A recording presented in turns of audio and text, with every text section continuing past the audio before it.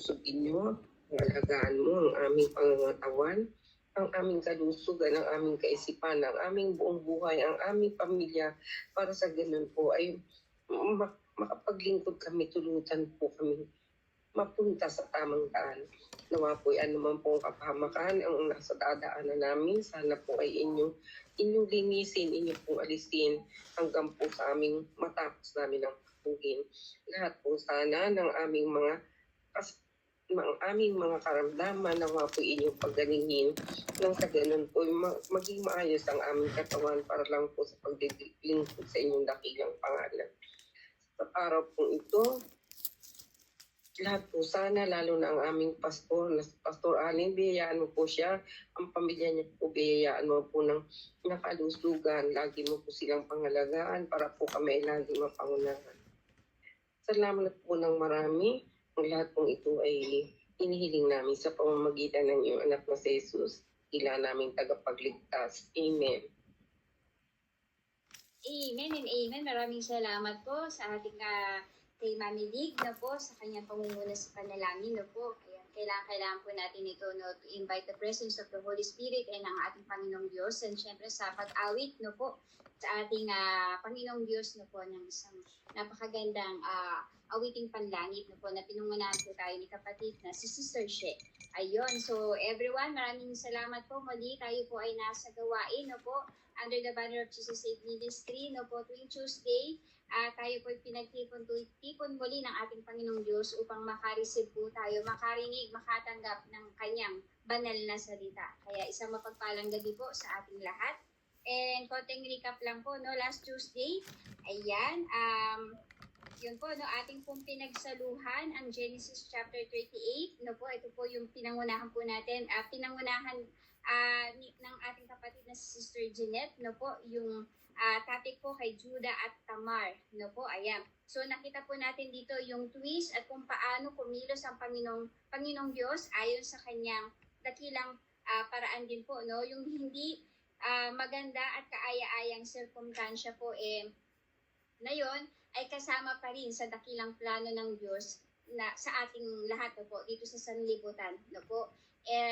Kaya yun po, no, bago po tayo pumunta sa next chapter, no po, tayo po ay nalulugot, nasasayahan po dahil muli makakasama po natin ang ating butihing Pastor Allen, si Tatay Paz, na tuwing Tuesday na po na talagang na-miss niya po itong gawain na tayo po ay kasama niya po sa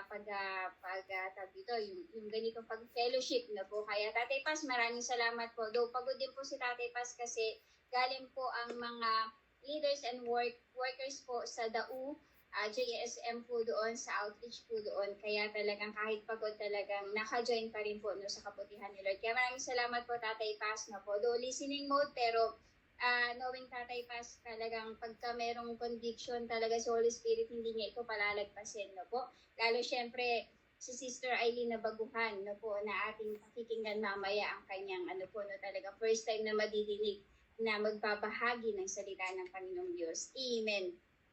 Ayan. So, ang daming pastor. Umuulan ng pastor ngayon. Si Pastora Joy, ayan, nag-message po siya kanina po hahabol. Kaya, ang galing ng timing kasi talagang nasa introduction pa lang tayo. Pastora Joy, good evening po. Ayan, good morning sa mga kapatiran natin na sa ibang bansa. Ayan, sige po. So, yun nga po, no, balik po tayo sa ating topic. Amen. Maraming salamat po. So, yun. So, ayun. So, let's move on to the next chapter po. Genesis chapter 39. Dito na po tayo. Si Jose at ang asawa ni Potiphar. No po. So, dito po, no, babalikan po natin or continuation po sa kwento po ni Jose na isa sa mga kapatid ni Judah na kanilang ibinenta. Kaya ito na po ang pagpapatuloy sa kwento ni Jose, and glory to God sapagkat first time na magiging speaker po dito sa JSMI Tuesday Group, ang kapatid nating si Sister Eileen. Amen po. Ayan, sige po sa mga bagong pasok. Ayan, kay Ate Sam, good evening po.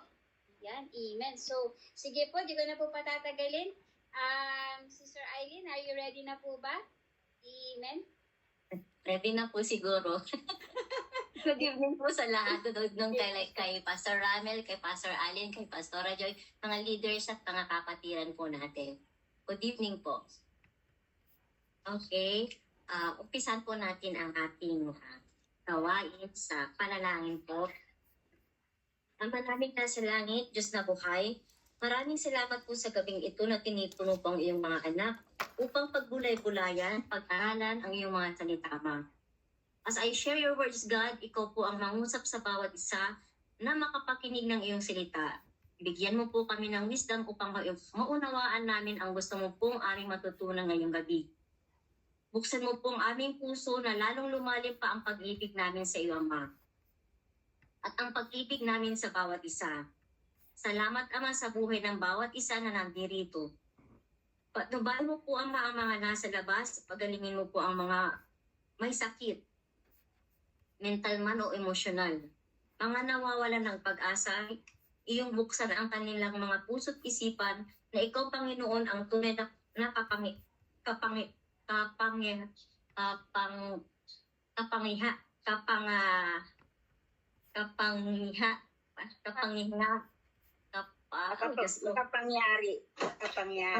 makapangyari. Ang iyong salita, Ama, ang higit pa sa pagkain o sinusubo namin sa aming mga bibig. Ipinapanalangin ko rin po, Ama, ang aming mga pastors, Pastor Alin, Pastora Joy, Pastora Mil, na bigyan mo po sila ng magandang kalusugan sa araw-araw upang magampanan nila ang kanilang tungkulin bilang iyong lingkod, sampo ng kanilang mga sambahayan. Patnubayan mo po sila lagi, gayon din po, Ama, ang mga leaders. Salamat po sa buhay nila na ginawa mo rin pong tulay upang ipakalat ang iyong mga salita, Ama. Ang pag-aaral ng iyong salita, Ama, ay aming kaligayahan. Muli, Ama, ibinabalik po namin ang lahat ng papuri, pagdadakila sa ngalan ng iyong anak na si Jesucristo na aming tagapagligtas. Amen and Amen. Okay, ngayon po, umpisa na po natin ang Book of Genesis, chapter 39. Si Jose at ang asawa ni Potiphar. Dinala nga si Jose sa Ehipto at doon ipinagbigay siya ng mga Ismailita kay Potiphar, isang Egyptyo na pinuno sa pamahalaan ng paraon at kapitan ng mga tanod sa palasyo. Sa buong panahon ng paglilingkod ni Jose sa bahay ni Potiphar, ay pinatnubayan siya ni Yahweh. Ano mang kanyang gawin ay nagtatagumpay. Napansin ni Potiphar na tinutulungan ni Yahweh si Jose. Kaya ginawa niya itong katiwala sa bahay at sa lahat niyang ari-arian. Mula noon, ang buong sambahayan ni Potiphar, pati ang kanyang mga bukirin. Ipinagkatiwala ni Potiphar kay Jose ang lahat, maliban sa pagpili ng kanyang kakainin. Si Jose ay matipuno at magandang lalaki. Dumating ang panahon na pinagnasaan siya ng asawa ni Potiphar. Sinabi ni Jose, ang sinabi nito, sipingan mo ako. Tumanggi si Jose at ang sabi, panatag po ang kalooban ng aking Panginoon, sapagkat ako narito. Ginawa niya akong katiwala at ipinamahalan niya sa akin ang lahat sa bahay na ito, maliban sa inyo na kanyang asawa. Hindi ko po magagawa ang ganyang kalaking kataksilan at pagkakasala sa Diyos. Hindi pinapansin ni Jose ang babae kahit araw-araw itong nakikiusap na sumiping sa kanya. Ngunit isang araw, nasa bahay si Jose upang gampanan ang kanyang tungkulin. Nagkataong wala roon ang ibang mga utusan. Walang ano-ano'y hinablot ng babae ang kanyang balaban at sinabi, halika't sipingan mo muna ako. Patakbo siyang lumabas ngunit naiwan ang kanyang balabal sa babae. Sa pangyayaring ito, nagsisigaw ito at tinawag ang mga katulong na lalaki. Tignan ninyo, dinalhan tayo ng asawa ko ng Hebreong ito para hamakin tayo. Sukat ba namang pasukin ako sa aking silid at gusto akong pagsamantalaan? Mabuti na lamang at ako'y nakatakbo. At mabuti na lamang at ako'y nakasigaw. Pagsigaw ko'y kumaripa siya ng takbo at naiwan sa akin ang kanyang damit. Itinago niya ang balabal ni Jose hanggang sa dumating ang kanyang asawa. Sinabi niya rito, ang Hebreyong dinala mo rito ay bigla na lamang pumasok sa aking silid at gusto akong pagsamantalahan. Nang ako'y sumigaw, umaripas ng takbo at naiwan sa akin ang kanyang balaban. Nagalit si Potiphar nang marinig ang sinabi ng asawa. Kaya't ipinahuli niya si Jose at isinama sa mga bilanggong tauhan ng paraon. Ngunit si Jose ay hindi pinabayaan ni Yahweh. Ang bantay ng bilangguan ay naging napakabait sa kanya. Si Jose ay ginawa niyang tagapamahala ng lahat ng mga bilanggo. At siya ang tanging nagpapasya kung ano ang gagawin sa loob ng bilangguan. Hindi na halos nakikialam ang bantay ng bilangguan sa ginagawa ni Jose sapagkat si Yahweh ay kasama nito at pinagtatagumpay siya sa lahat niyang gawain. Dito po makikita natin po kung gaano kamahal ni Lord si Jose.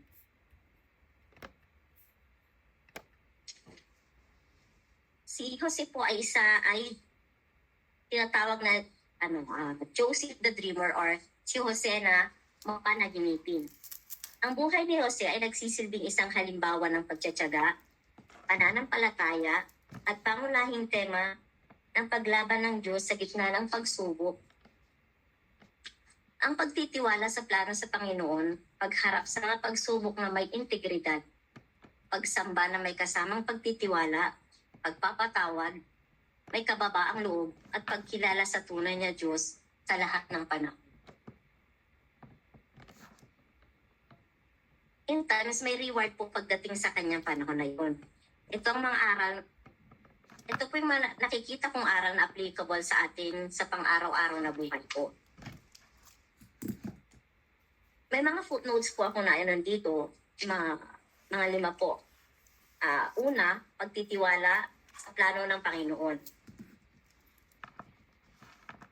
Sa buhay ni Joseph po, God allows all the chaotic sa buhay ni Jose dahil may purpose po siya. Sa kabila ng pag-tridor or betrayal ng kanyang mga kapatid, nanatili si Jose sa kanyang faith sa Panginoon.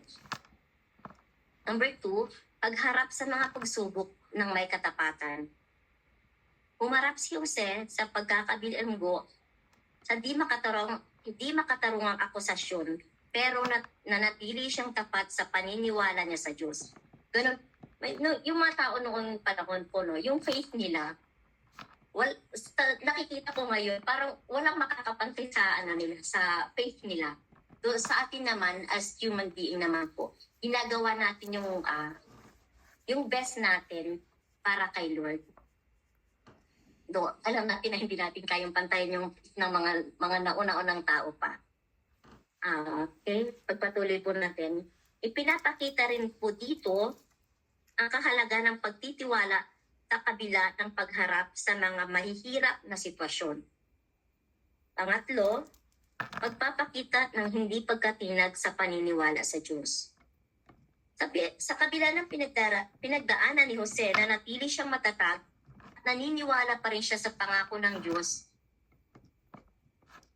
at ang purpose niya sa buhay. Pang-apat po, pagpapatawad. Pagkatapos ng pagbitray ng mga kapatid ni Jose sa kanya, he chose to forgive at unawain ang plano ng Diyos. Nagpapakita ito ng power of forgiveness at reconciliation. Number 5, paglilingkod ng may pagpapakumbaba. We should always show our humbleness sa paglilingkod sa Panginoon. We should always bow our head na na maalala natin lagi na siya ang Diyos. Siya ang Diyos na buhay na minahal niya tayo unconditionally. Yun lamang po at maraming salamat po. Back to you, host. Amen and amen po. Amen. Open for correction po ako pag may mali po akong na share sa kung may mali po akong insights doon sa sa Book of Genesis chapter 39. Salamat po. Amen and amen po. Back to you, host. Amen and amen po. Sa pagkakamali, wala naman po tayong nakitang pagkakamali and napaka-direct din po ng pagkaka-deliver niyo po, Sister Ai. And glory to God sa buhay niyo po kasi talagang andun po talaga na andun yung na naibigay mo no po yung kumbaga sa yung puntos per puntos na talagang naandito sa chapter 39 na po. Talaga na-serve niyo po, no? Ayun. So, wala nang ligoy-ligoy pa. Ito yung sinasabi ng chapter 39 ng Genesis na po. Kaya talagang salamat na po sa iyong buhay at kayo po ay nagamit ngayong gabi. Amen po.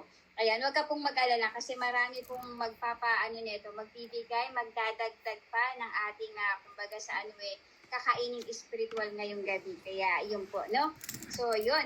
Amen. So, kahit naman po para sa ating naging speaker for tonight kay Sister Ai, at least na po talagang pang-support din po natin no po sa ating kapatid na ito na huwag manawa no po, and at the same time patuloy na magpagamit sa ating Panginoong Diyos na buhay. Amen and amen po. So yun po, no, marami po siyang binigay sa atin na puntos, no po, 5 puntos na talagang katangian, karakteristik po ni Jose, no po, sa chapter 39, mga katangian na ipinakita ni Joseph or ni Jose dito na talagang kumbaga sa bakit siya gano'n na lang na minamahal at pinagkakatiwalaan niya. At the same time, talagang kasama niya ang Panginoong Diyos no po sa kahit anumang sitwasyon, no po. So yun, no po. So para sa akin po dito, no, kasi talagang dito hindi naging maganda, madali no po ang kanyang naging karanasan dito sa chapter 39. Pero dito talagang pinakita ng Panginoong Diyos na hindi sa sirkumstansya na ganun kumbaga sa mayayanig ang pananampalataya na meron si Jose sa kanya. No po, bagkos na kahit nasa isang nabilanggo pero talagang doon sa chaos na sinasabi, sa kaguluhan na yon, sa hardship na yon, doon pa rin nakakilos ang Panginoong Diyos. And at the same time, nanatili, no po, nagkaroon ng yung pagiging firm ni Jose dito na hindi mawawala ang kanyang pananampalataya, ang pagtitiwala sa kanyang Diyos na sinasamba at pinaniniwalaan. And at the same time talagang, ito yung hina-highlight sa atin dito, yung pagkakaroon ng pananampalataya at matibay na pananampalataya at paniniwala sa ating Panginoong Diyos na po, na talagang ito yung kumbaga sa nire-remind tayo ng chapter 39 na ito. And dagdag ko lamang po, no, sabi nga po dito, no, God's presence in hardship, no po. Sabi nga po, yung God's presence in hardship, the Lord was with Joseph and showed him mercy, no po, na kahit nandun sa isang napakahirap na sitwasyon, dahil syempre may patibong, talagang nilalapitan siya ng tukso, nilalapitan siya ng isang kasalanan, no po, pero ang Jose natin dito talagang hindi siya natinag, no po. Though na-frame siya, pero naging kalooban ng Panginoong Diyos ng Panginoong Diyos sapagkat doon sa bilangguan nagamit pa rin si Jose dito, no? Kasi talagang kumbaga dito may maraming pinapakita si Jose dito na kahit saan mo ko dalhin, patuloy akong sasamba sa ating Panginoong Diyos. Kahit anong maging sitwasyon ko, patuloy akong sasamba sa aking Panginoong Diyos. Ganun yung pinapakita dito, no? So talagang sabi nga yung presensya ng Panginoong Diyos doon sa isang napakahirap na sitwasyon, andun at andun pa rin. Sabi nga, yung pinakita ng Panginoong Diyos dito, yung mercy, no po, na kahit nasa bilangguan ka, kung tutusin pagka in reality, no po, pag ikaw ay walang Diyos sa puso mo, nandun yung mararamdaman mo, iindahin mo yung hirap. Pero kay Jose dito, tila na-enjoy niya pa, no, yung sitwasyon niya sa bilangguan. No po, kasi talagang nakakapag-serve siya sa mga tao, and at the same time, yung gift niya, no, na talagang yung pagiging mabait, pagiging matulungin, no po, yung ganong character, no, na talagang tinataglay niya pa rin sa loob. At hindi niya, kumbaga sa hindi ito naging dahilan para lumayo siya sa presence ni Lord. Pagkas lalo pa nagkaroon ng deep connection, no po, ang kanilang relasyon. Kaya tama nga po, no, sabi nga rito, no, yung pagmamahal ni Yahweh kay Jose, pagtitiwala, no po, ni Jose kay Yahweh, no po. And at the same time, talagang patuloy na pinaniniwalaan at nagtitiwala rito si Jose sa plano ng Panginoong Diyos sa kanya. Kasi sa dami ba naman niyang naranasan, no po? Sa dami ba naman na, kumbaga sa kumbaga para ipagpasalamat sa ating Panginoong Diyos, bagkos na po na talagang hindi siya pinabayaan, no? And at the same time, sabi nga po dito, no, the importance of faithfulness to God even in difficult circumstances. No po? The importance of faithfulness to God even in difficult circumstances. No po? Sabi nga po, lahat naman talaga tayo, no, makakaranas talaga tayo ng iba't ibang mga mahirap na sirkumstansya.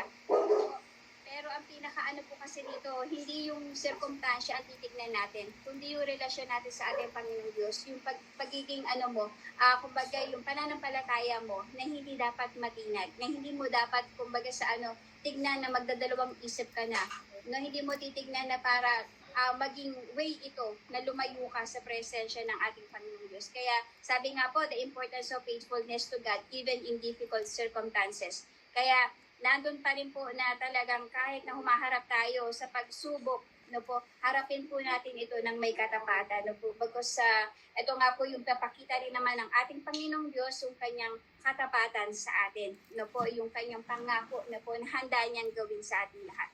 And sabi nga po rito, no, God's blessing and favor do not guarantee a life free from hardship. Ulitin ko po, God's blessing and favor do not guarantee a life free from hardship. Totoo naman po, no? Kahit tayo po ay pinagpapala, pinapaboran po tayo, pero hindi pa rin to makakapag-garantiya na tayo ay magiging, kumbaga sa ano meron ka, kumbaga exempted ka na, no? Doon sa mararanasan mong kahirapan, ano mang sitwasyon na to, hindi po ganun yun, no po. Pero ang pangako ng Panginoong Diyos, sa panahon na nararanasan mo yan, andyan ako, present ako dyan. No po, yun lamang po yung ginagarantiya sa atin ng Panginoong Diyos, na habang dumadaan tayo doon sa madilim na valley na yun, na nararanasan mo, nakulong ka man, meron ka man kapag subukan na meron kang sakit, no po, na sinubo ka sa health mo, sinubo ka sa financial mo, sinubo ka man sa ano man, no po, relationship, no po, ang Panginoong Diyos, pinapangako sa atin na naandyan siya. No po? So, sabi nga po rito, no?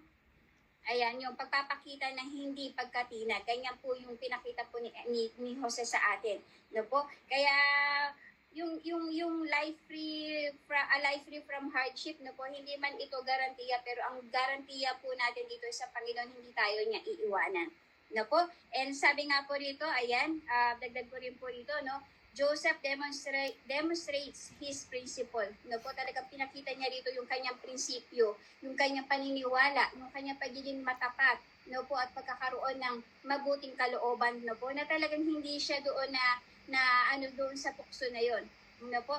Kaya nga sabi rito, talagang napaka-importante rin dito talaga na ipakita talaga natin sa Panginoong Diyos na talagang marunong po talaga tayong lumayo doon sa tukso na gaya po ng ginagawa po rito ni Jose, no po, na talagang hindi niya sinira kung ano yung tiwala sa kanya ni Potiphar, no po, na napakahalaga po kasi sa kanya yon, dahil syempre yung po yung kumbaga nagiging source niya rin po yun para magkaroon din po siya ng trabaho, no po, and at the same time talagang binabalik niya kung ano yung natatanggap niya na kabutihan or tulong ni Potiphar sa kanya, kaya talagang hindi niya pinagpalit yun, no po, and at the same time talagang higit sa lahat yung pagtitiwala, no po, ng Panginoong Diyos sa kanya na ayaw niyang masira.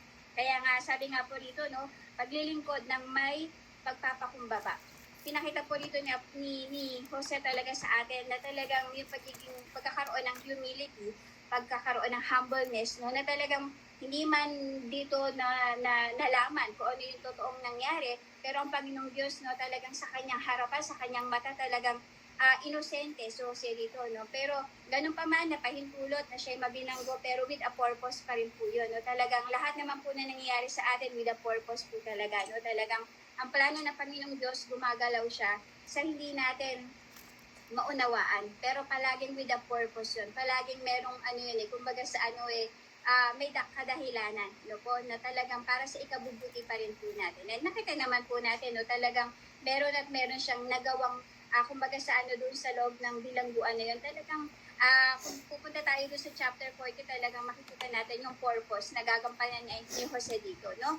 And nabanggit nga po kanina ni Sister Eileen, no po, na talagang hindi mapantayan ang pananampalataya ng mga nauna sa atin, no po, lalo na sa mga Old Testament, ayan, kasi si Abraham, no po, ayan, sila Jacob, sila Isaac, no po, kung paano nila pinakita, even Noah, no po, kung paano nila pinakita yung pananampalataya sa ating Panginoong Diyos. Pero kung pupunta po kayo doon sa New Testament, nabanggit naman po dito ni Jesus Christ na talagang pinagpala pa rin po tayo, no po, na tayong mga hindi nakakita pero naniwala at nanampalataya, no po.